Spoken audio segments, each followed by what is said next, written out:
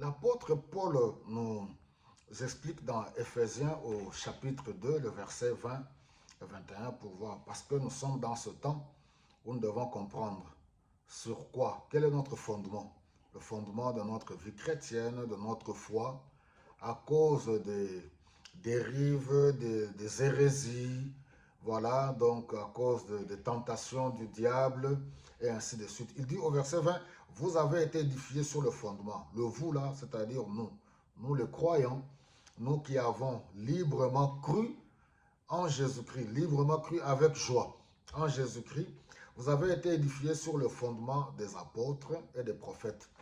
Les prophètes qui représentent l'Ancien Testament parce qu'ils ont annoncé la venue du Messie. De l'autre côté, les apôtres, nous le voyons dans les épîtres, dans le Nouveau Testament, Jésus les a appelés. Voilà, l'Église a été fondée et ils sont en train de travailler, ils ont travaillé pour persister, faire persister l'œuvre de Dieu jusqu'au retour de Jésus-Christ. Et il dit, Jésus-Christ lui-même étant la pierre angulaire, la pierre centrale. Alléluia. Les 4 évangiles, Jésus est venu, il a été annoncé par les prophètes. Il est venu, les 4 évangiles nous montrent la vie, alléluia, son ministère terrestre, l'œuvre qu'il a accomplie pour sauver les âmes. Alors par là, nous comprenons que nous formons la maison de Dieu, le temple du Seigneur, nous le corps du Christ, les croyants, nous sommes le temple de Dieu. Alors, le fondement, nous avons pour fondement la parole de Dieu. Cette parole, comme je dis, nous avons cru en la parole, aux Saintes Écritures. Notre foi est fondée sur toute la Bible. Nous prenons ce qu'ont annoncé les prophètes dans l'Ancien Testament, les 4 évangiles, la vie terrestre de Jésus-Christ, son ministère, l'œuvre à la croix, et puis les apôtres. Alors, si nous allons un peu plus loin, nous allons voir que même dans Apocalypse, au chapitre 21, dans la vision de Jean, dans l'île de Patmos, il voit la nouvelle Jérusalem, la maison céleste. Vous réalisez, Jean, Apocalypse chapitre 21, on dit que même les murailles ont été fondées, bâties sur les 12 pierres de l'agneau.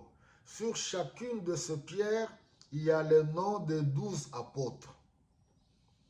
Vous réalisez, les 12 apôtres, Jésus est venu, il a choisi les 12. Parmi les 12, il y avait un traître, Judas, qui s'est disqualifié. Et les apôtres, dans la chambre haute, ils ont choisi Matthias. Au tirage au sort, ils ont prié, l'Esprit n'a pas répondu, n'a pas parlé.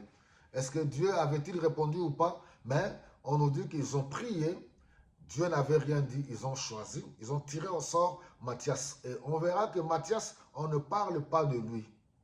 Mais dans Actes au chapitre 9, nous voyons Jésus-Christ lui-même, voilà, va choisir l'apôtre Paul, autrement appelé Saul de Tarse, pour nous confier la mission vers les païens et les juifs et les non-juifs. Paul est allé vers les païens, tous qui avons cru en Jésus-Christ. Voilà, nous formons la maison de Dieu, nous devenons un. Alors, pourquoi ces choses doivent être connues et comprises par révélation, par le Saint-Esprit de Dieu? Pourquoi une époque très difficile? Sur les réseaux sociaux, il y a des gens qui apportent toutes sortes d'enseignements, qui méprisent la foi en Jésus-Christ, qui contestent la souveraineté de Jésus-Christ, son œuvre à la croix. Oui, les gens sont libres, on ne forcera personne. Dieu lui-même ne force personne. Celui qui ne veut pas croire en Jésus-Christ, il est libre. Mais pour nous qui avons cru, toi mon frère, toi ma soeur, le secret, voilà, le fondement de ta foi, c'est la parole de Dieu. Alléluia. C'est la parole, l'Ancien Testament, les prophètes qui ont annoncé Jésus-Christ, le Nouveau Testament, ensemble par le Saint-Esprit, voilà la clé. Donc que le Seigneur nous aide, là où nous nous trouvons, de demeurer fermes dans la foi. Vous vous rappelez la parabole que le Seigneur avait donnée dans l'évangile selon Matthieu, une maison qui était bâtie sur le sable et l'autre sur le roc. Comment résister à la tempête? La tempête, cette époque-ci, il va y en avoir encore. Des orages, des tempêtes, de toutes sortes. Le monde va davantage être secoué. C'est pour cela qu'il faut avoir une foi ferme, une foi qui est bâtie sur le roc, la parole de Dieu. Avoir une foi ferme et solide, en dépit de la tempête, les épreuves de la vie, les tentations de l'ennemi, les hérésies et toutes sortes de dérives, même de ceux qui se disent hommes de Dieu. Ces choses risquent d'emporter plusieurs si vous n'avez pas un fondement solide.